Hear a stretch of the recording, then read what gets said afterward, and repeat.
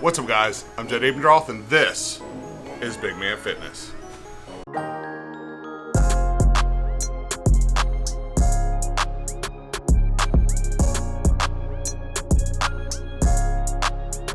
Alright, don't forget to reach on down here, hit that subscribe button, ring the bell for notifications, and give this video a big thumbs up.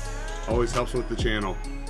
And speaking of helping with the channel, don't forget to share this on Facebook, Twitter, through email. Share it to your friends, your family, people that may find it informative or at least entertaining. Help my channel out if you don't mind, and help me bring more and more videos to you. So, a lot of things are starting to open back up, but they're also, well, kind of closing back down. So, well, with that happening, I figured those that have been stuck in quarantine or have been stuck at home, working from home, maybe we got some new gym goers getting ready to join us. So I thought it'd be kind of fun to kind of go over some of the gym slang, some of the gym phrases that these people are going to hear being thrown around. First one, we all know one of these guys. It's the gym bro, the guy that, well, he knows everything. He's going to tell you everything, and it's generally just speaking out of his rear.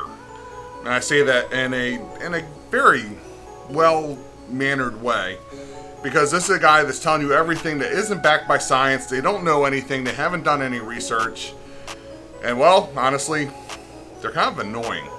But they're part of the gym life, so you got to get used to them. I wouldn't call anybody a gym bro to their face. But, again, we've all met at least one of them. The gym bro is kind of like the classic staple of the gym. He's the guy that hangs out at the gym, lives at the gym, but you never see any real changes from him, but he's going to tell you everything you need to know about lifting, about the gym life, doing this, take that. Do your own research. You know how it goes. Get with a trainer if you're not sure.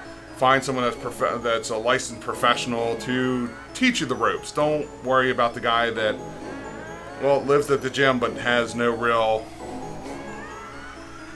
changes. No real, doesn't really fully understand the muscle and the macros, the diets, everything that goes into trying to lose weight, gain weight, or just get healthier overall.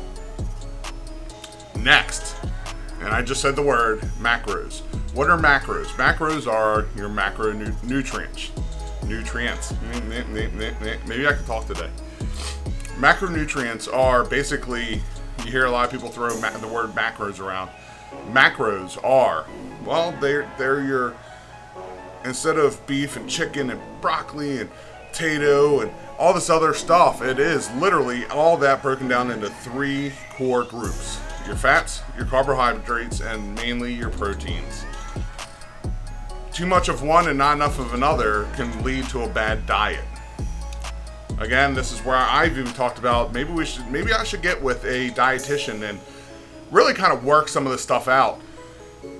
I'm doing good with my macros, and I'm tracking them very well. But am I getting enough of the monounsaturated fats or enough carbs daily and the right kind of carbs and fiber, that kind of stuff? And that's where it gets very tricky. And there are people that go to school for many years to really learn what it is that the body really truly needs.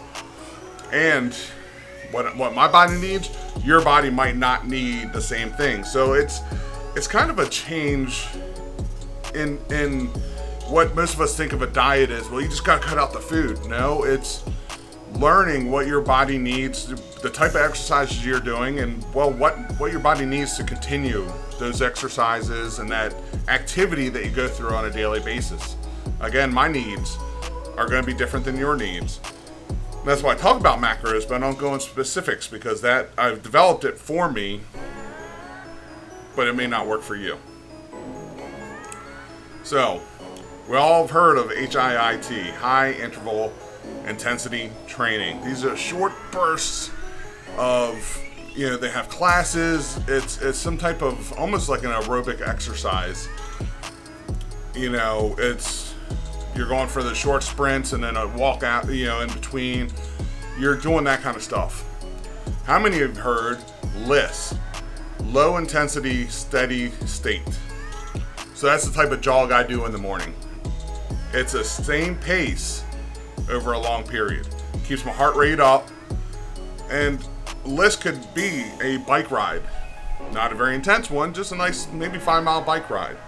Going for that walk, again a brisk walk, the steady jog like I do, or on the bike. It could be stationary, it could be on a treadmill. So it's a low intensity, but it's still getting your heart rate higher than what your sitting or your kind of relaxed state is. Again, HIIT is extremely popular. Most people that have ever heard of a gym knows, or have at least heard of, the high intensity interval training. What is that? Planet Fitness actually has like a little area where and that is a type of high intensity interval training where it's a circuit. You're going from one thing to another with no break. It's to really kind of keep that heart pumping. You're doing quick little intervals, well, to keep moving, but to get a good body workout in a short amount of time. LISS is more of a, well, we're gonna go for that little bit longer time, still get a good workout in. Again, it's low intensity, steady state.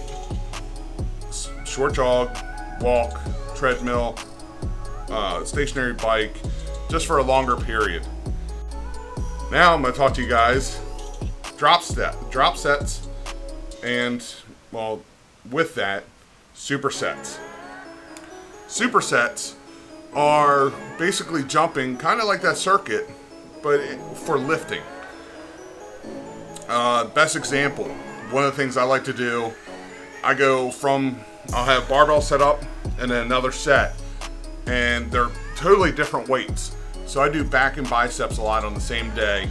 And what I like to do as my superset, I'm doing rows, right into shrugs, and then I grab the other barbells and I start doing curls, okay? No break in between. I'm knocking one set out. Then boom, back, grab the other ones, going back into those rows, then doing the shrugs, back into curls. Those are my supersets. That's just one example of a superset. There's so many different ways, and please read up on it before you just go out there and try it. Getting those supersets in, and I like doing those. Again, not all the time. I try to mix things up, but doing the supersets really helps me. I feel, especially when it's trying to grow the different muscles, especially my back. I feel like I never get heavy enough, or don't get enough of that soreness in my back. Like I'm not hitting it hard enough. My biceps, of course, triceps, chest, legs, it all seems to get sore except for my back. I don't know, maybe I need to up the weights a lot more. I'm doing a lot of different things to try to get more of that in there, but supersets helps me feel that, all right, I'm getting kind of sore. This is kind of working. Drop sets, on the other hand, it's doing the same workout, and this one I'll use bench press for an example. Start at your max. You get that 3 reps in for that set, put it down, drop 10 pounds, 5 pounds off each side. Do it again, 3 sets, or 3 reps, put it down, drop another 10 pounds, 5 off each side. And you just keep going until you technically or functionally cannot go any further. All right, and we'll talk about technical and functional stoppage. So, drop sets, supersets, very big when it comes to gyms. These are phrases you're going to hear being thrown around, and hopefully it kind of gives you an idea, maybe something to go research a little bit. So I literally just kind of mentioned functional and technical failure. I tend to do a lot of technical failure because I am working out alone. When you start getting really heavy weights, that's kind of difficult to go to a functional failure where I can't physically lift the weights anymore. I've been stuck under the bar before. That is not fun. And when you got over 200 pounds on that bar, it's a little scary because it's to the point I don't even lock out the weights on the bar anymore in case I do have to drop it and slide the weights off so I can get out from under. I've actually been stuck where the weights, they're tight on there, the lock system's on there, and I can't drop it. And I literally got stuck under the weights for 10 minutes until I could build up enough strength to just will myself to push it up and get it back on the bar so I could get out from under it. So, technical failure is you could go a little bit further, but you might not be able to get that last rep in. Functional failure is literally having someone behind you, again, a spotter, you let them know you're going to go to functional failure so that when you get to that point where, like bench press, you can't finish that rep, they're grabbing and helping you push it through the rest of the way and get it locked back up. Again, someone like me that's working out alone, I go a lot of times to technical failure. Now, different exercises I can go to functional failure, back for existence, curls, because even if I'm not getting that curl all the way through that rep, I'm going to do everything I can to lower it slowly, set it down, and give myself a little break. For me, technical failure is mainly when I'm on the bench doing, bench press, flies, skull crushers. I've had a couple close calls with skull crushers and like 50 or 75 pound dumbbells trying to get that, and it's only one, but I'm pushing with both hands, and I've nearly dropped it because I'm at functional failure. 75 pounds to the face is not going to feel good, so I always try to just go to technical failure and continue on with my day in life rather than ending everything right there. Alright, one of my favorites, DOMs. You're going to hear people talk about DOMs. Well, what are DOMs? Delayed onset muscle soreness. Let's say this morning got up, really cranked out a massive workout where I'm feeling great. I'm probably not going to feel that soreness. In fact, I'm at that point, it's not soreness in my chest, my back, my shoulders. It's the best way to explain it. Your muscles feel heavy and sluggish. They're not sore, but they feel like, it'd be like walking through water. Yeah, there's some resistance, or walking through mud. There's a lot of resistance. It's a lot harder to do stuff, and that's kind of how it feels. Your muscles, you can do things, it's just you're not going to be able to do them at the same normal rate as if you never lifted. Or as I like to tell people, I feel like I'm wearing a suit of armor. Everything's just weighted down. I'm still able to move. I'm still able to do everything I need to do. And even if I need it, the speed's there. It's just not, I can't continue with the speed as if I never lifted. It's the muscles, just they're not sore. But again, delayed onset muscle soreness. For someone like me, if I lift Monday morning, I might not feel that until well into Tuesday afternoon. That is the delayed part of the onset muscle soreness. For new beginners, you might lift in the morning, feel it by that afternoon. Get a few months in, and you'll notice that that time for your muscle soreness is getting stretched out longer. Your muscles, again, and we've talked about this in past videos, you do need that rest and relaxation to allow your muscles to rebuild and get better and get stronger. That is part of it. The muscle soreness, that is the rebuilding of the muscles. TUT, time under tension. Now you hear this with a lot of different types of workout. And this goes all the way from body weight workouts through actual functional weight training or strength training even. Time under tension. So you guys have heard me talk about every couple weeks I change up my workouts. Well, I might do the exact same workout week after week, but I'm changing my time under tension. And what I'm talking about is, so let's say week 1 through 6, I'm doing regular workout, regular speed reps, so that my muscles, time under tension would be my normal time under tension. Take a little break, put them back under tension. Then, from there, I might speed it up, try to crank them out even faster, get the heart rate really high, and take a little bit longer of a break. But then I'm changing, the time under tension is now getting a lot shorter.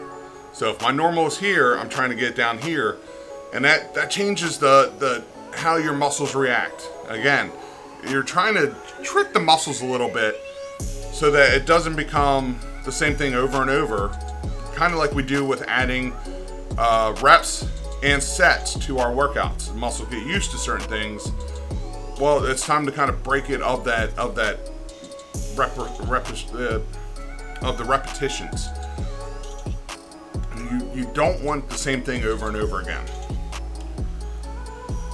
Then, after week 12, let's say 12 to 18, well, now I'm going to really lengthen that time under tension. I'm going to do a really kind of slow lift, trying to do the same amount of reps, really take my time with each bench press or row, just kind of bring it up and hold it. Same weight, just different amounts of time between my normal, my lower tut, or my higher tut, which is lower tut faster, higher tut slower. Again, really trying to get the time under tension constantly changing. And by doing that, that's enough of a change that I could go almost back into normal. And then when I go into normal, week 19 through, 19 through 25, I might be adding an extra rep per set, or extra 2 reps per set, or maybe same amount of reps, add an extra set. And those are those changes I talk about week in, week out, trying to get the little, well, not week in, week out, but weeks in and weeks out, trying to get those little changes. Tut is one of the best things you could do when it comes to any type of strength training. Again, whether you're doing body weight workouts or you're actually under a bar going for your max personal bests, really, and they're all great, but strength training, weight training, body weight training, all use tut. Alright guys, well I hope you really liked the video this week. Again, just trying to keep it fun, things that you may hear if you're a new person heading to the gym, and these are just great examples of some of the phrases that you'll hear being kind of tossed around and talked about in the gym, in a gym environment. Alright, you guys know the drill. Reach on down here, hit that subscribe button, ring the bell for notifications, and give this video a big thumbs up. Always helps with the channel and helps spread the channel. If you're new to the channel, please go check out some of my other videos. I got a couple years now of videos that I've put out weekly. A lot of great information, and I'm constantly trying to bring newer information. I may change up some of my old videos, or they're staying there, but take that information, new stuff has come out, and bring it to you guys because, well, again, I made this channel for you. You can also always find me on Facebook, Jedediah Raymond Abendroth. From there, I can lead you to the Facebook group I've created for this channel so that you as the community can have conversations. I can join in those conversations. We can all have conversations together.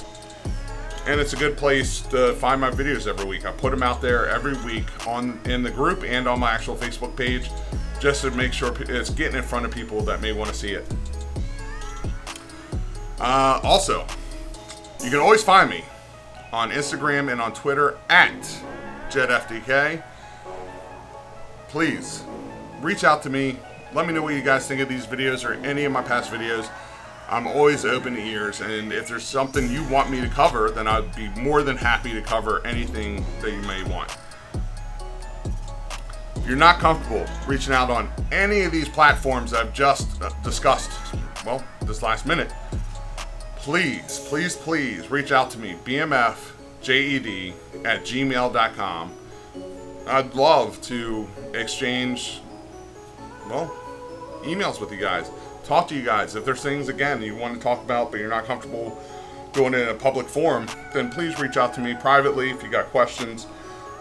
Again, as always, I will say, I'll give you my thoughts, but more medical or things like that, you should definitely talk with your doctors and get them involved. You never know. They could change the way you do things.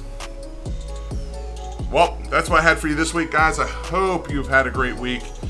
Hope you have a great upcoming week, and I hope you have a great rest of your weekend. And I will see you guys next week. So stay fit, stay healthy. I'll see you guys.